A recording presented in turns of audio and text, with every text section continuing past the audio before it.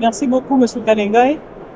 La présence de l'ANAPI aujourd'hui s'explique pour une raison principale, c'est qu'on est ici pour faire la promotion des investissements et en particulier dans le secteur des mines. Donc pour nous aujourd'hui, c'est une occasion pour passer le message que l'ANAPI est la porte d'entrée des investissements en RDC.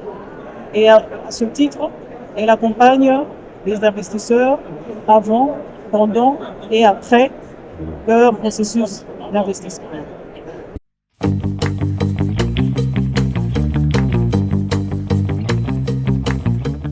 C'est très bien, M.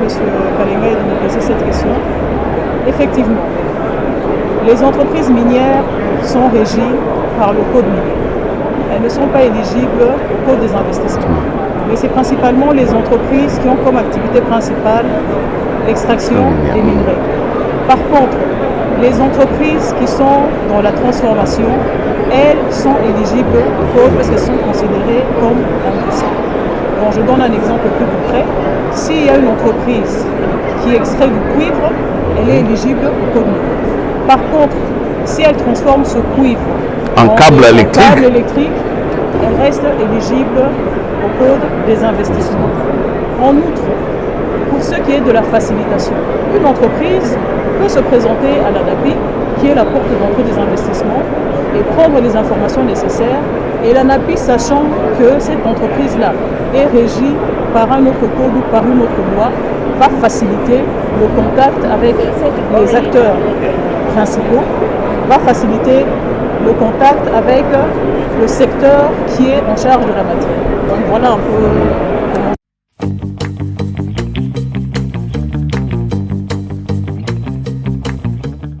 Je pense que le message est passé. On a vu la réaction des gens même après, parce qu'on a très brièvement, c'est vrai, présenté un peu les opportunités énormes de la République démocratique du Congo.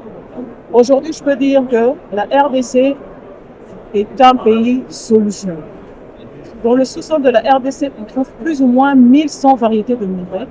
Et à ce jour, les minerais stratégiques que regorge notre sous-sol représentent plus ou moins la moitié de ce qui est classé au niveau international comme minerais stratégiques et utile pour le secteur de l'automobile électrique, les télécommunications et d'autres technologies.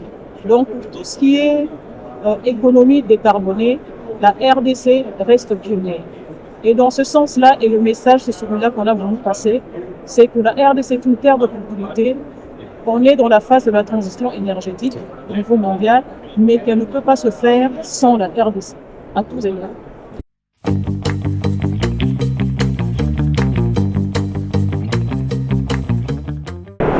Tout d'abord, tout ce qui est attractivité des investisseurs, tout ce qui est opportunité d'investissement va de pair avec l'assainissement du climat des affaires. C'est comme ça que le pays s'est engagé dans des réformes législatives et réglementaires pour renforcer tout ce dispositif. Et d'ailleurs, je veux vous annoncer que l'année dernière, il y a eu la nouvelle feuille de route des réformes en matière de climat des affaires qui avait été élaborée. Elle a connu la participation, au-delà des parties prenantes habituelles, des ambassades, des partenaires techniques et financiers qui ont adhéré à ces réformes-là et qui soutiennent le pays dans ce sens-là. Et le pays est vraiment engagé sur cette voie. Cette feuille de route a été approuvée le lundi dernier au niveau du comité interministériel et suit son cours dans les jours qui viennent pour que ce soit validé. Donc c'est pour dire que la question du climat des affaires est portée au plus haut niveau par le pays. Et c'est comme ça que d'ailleurs, au niveau de la présidence, il y a une cellule en charge du climat des affaires.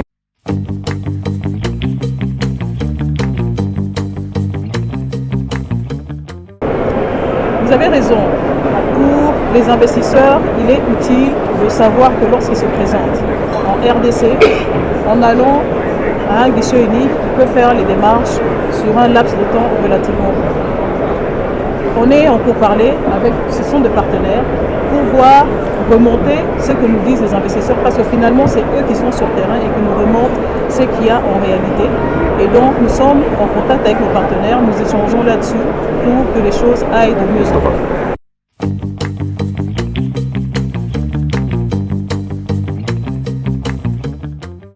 Pour nous, nous avons comme vision de faire de l'ANAPI ou de faire jouer son rôle réellement de conseiller technique du gouvernement central et des gouvernements provinciaux en matière de la promotion des investissements, en vue de participer activement à l'émergence socio-économique du pays sur un modèle qu'on aimerait nous simplifier, moderne, donc avec la digitalisation et tous les services qui peuvent réduire toutes les pesanteurs, réduire la durée des démarches administratives pour être le plus efficace possible.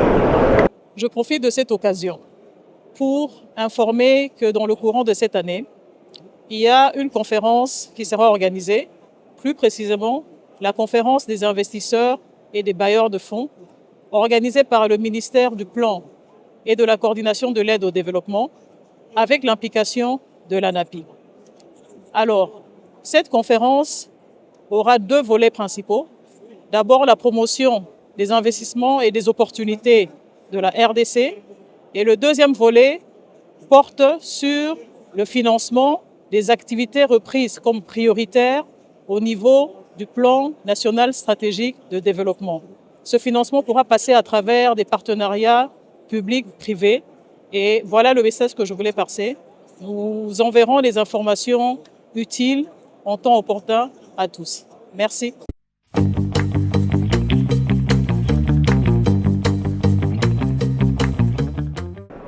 En fait, aujourd'hui, il y a certains volets qui sont déjà sur la voie de la digitalisation. Mais si l'on veut parler aujourd'hui réellement d'une agence digitale, d'une agence moderne, il faut un peu plus que ça. Nous nous inscrivons dans cette vision-là. Nous l'avons inscrit dans notre plan stratégique comme cinquième axe, même si c'est un axe transversal, plus les trois autres axes habituels, que la promotion des investissements, la promotion de l'amélioration du climat des affaires. Et qu'est-ce qui peut être un frein? C'est peut-être les ressources. Mais nous nous battons pour obtenir les financements nécessaires auprès des bailleurs de fonds, éventuellement, ou des partenaires techniques et financiers pour tout accompagnement.